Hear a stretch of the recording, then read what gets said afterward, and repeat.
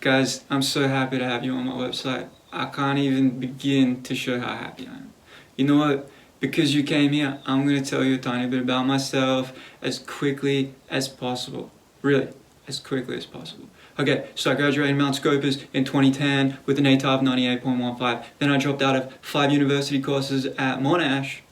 This is boring, isn't it? Okay, point being is I ended up homeless at the age of 25 because I couldn't afford rent and I didn't want to. I wasn't in a mental place to keep a job. I was just like, cuckoo. I was like next level, man. I'm telling you, I was like talking to spirits that weren't even there. I had no one in my life, completely alone, living in a van like an otter. Okay, and then I met some European hippies who came here for Melbourne's abandoned houses because a lot of the owners, they live in China, they got all this money, they buy houses, they don't even know there's hippies living in them. So we started living in these houses. We'd paint the walls, we'd have meals over, we'd invite 30 hippie friends over, we'd sleep 13 in a room. It was awesome fun. I did it for a year, couldn't do it any longer. We were also selfish. Not just selfish, we were also lazy. Not just lazy, we were going nowhere. I had to do something with my life, right? I hadn't had an income for over a year. No money. I was getting food out of bins. All our meals were coming from the rubbish bins pretty much at Vic Market. It was like a treasure trove. Next thing that happened is I contacted my family after 2 years of not speaking to them for personal reasons. But I love them so much because they're awesome. And I also contacted Jewish Cat. I was like, hey, Jewish Cat, I need some help. I'm kind of living in abandoned houses at the moment. Could you help me? So they put me into their place at one of the Eastern Kilda places, and I've been living there ever since. It's been like 4.5 years, and they support me. What am I doing? Let me tell you. Okay, so when I moved in, I started drawing. What I started drawing? I started drawing 10 hours a day. I'd never drawn in my life. I was 26, and I was drawing 10 hours a day, and my family and the people in my life were like, what are you doing, you nut? Go get a job. Get a job. Do something, man. You're a loser. Go to university. Become something. Make something of yourself. And I was like, I'm just going to keep drawing. You guys do what you want. Yeah. Go lose your hair. Me, I'm just gonna do what I know is right. All right. So I'm drawing. I'm like telling myself, I'm like real serious about this. I'm like, dude, you're going to make money off this one day. You just got to get good. It's going to take time. You're going to get good. So I'm drawing 10 hours a day. Now, let me fill you in. Throughout my life since I was a kid, these things have happened. Very, very strange, peculiar events happened in my life I can't explain. Since I was a little kid, I remember having these things happen. I don't know how they happened. I don't know why they happened. But when I was 26, another one happened, but it had a bigger impact than the others. It seemed to tie them all together. Right? It tied them all together. It was like they were all part of one bigger picture rather than separate events that I didn't understand. It was at this moment that I knew this, all this, is thanks to Hashem.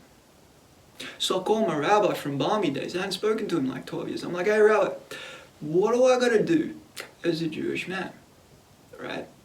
That's when I started learning Torah. I was learning Torah 8 hours a day. I was going to yeshiva. They'd never seen me before. I was the only guy in there for like 8 hours a day. I smelled because I wasn't showering, right? And I looked like totally poor. And I was also fasting like a lot. All right, some days like 4 days in a row I'd fast. Point being, okay, it was so important for me to comprehend the language. I got the alphabet, the Hebrew alphabet hammered into me as a kid at Shalom Aleichem and Mount Scopus. Yeah, okay. But my dad was like, do math, you know? And so I did math. I didn't care about Hebrew. But today I care about Hebrew so much. Okay? And it was so important to me to understand what I was saying in prayer so I could be authentic when I was praying to Hashem. I had to be authentic with my God. It was so important to me and to speak in His language, His holy language. So 2 years later, I got down all the prayer services, got them, understood them, and my Torah was coming along. 4 years later, which is where I'm at now, I'm pretty much fluent in Torah. It's the rare words that come up not so often that I'm still picking up, you know, but that takes years, that takes years. Okay, but I'm really happy with how I progressed. But what I'm doing now, Talmud was always so daunting because it's like a lot of Aramaic, and Aramaic's scary and it doesn't have the Nekudot and it's like terrifying, right? But I'm at a level where I started picking up the structure of the language. I'm so proud of myself. It takes me like 2 hours to do a half a page, but I feel like I'm Indiana Jones. I never watched Indiana Jones, but I feel like I'm like deciphering some ancient text. And it is kind of ancient, it's like 3,000 years old. And it is profound because these sage guys, you know who these sage guys were? My rabbi, our rabbi that I know, he said, he's like every single one of the sages of the Gemara, every single one of them was performing miracles. They would touch a corpse and the corpse would come back animated to life. These guys were like no joke, and they were like super wise and they talked in a different way, and it's profound. So I'm learning Talmud now. I'm learning Sanhedrin. It's awesome. Really. It is awesome. Okay, so I'm still studying Torah like 4 hours a day, but my rabbi, he says, Yeshua, you gotta go to yeshiva. You gotta go to yeshiva because it will fast track your learning and you'll be in the right environment and you'll pick up Talmud like a sponge. So I got accepted into Osamel. I had an interview with one of the head rabbis there. And he liked me, I liked him, it's awesome, and I'm going there. And I'm going to become fluent in Aramaic as quick as possible so I can learn Talmud for the rest of my life. I can decipher the text. You know why? Because Rambam says once a Jewish man, once he comprehends emes, once he comprehends the truth of life, then his whole purpose, nothing but this, is to study the Talmud, the Mishnah, and the Gemara, and to discuss it with other Yidden. That is the Jewish man's purpose, and that's what I will do. Because I know it's my purpose, and it's all I want to do. And I'm telling you, the kedusha that comes off this stuff, it's like pure food. It's like time stops. Like the rest of the day, you're like anxious. You're like trying to get to some goal, but then you pick up the Talmud and you like time's gone. It's disappeared. Where's it gone? Why do I feel like I'm living forever? What's going on here? You know, is it just me? Maybe it's just me. I don't know. Maybe someone spiked my coffee. I'm not sure. I drink lots of coffee.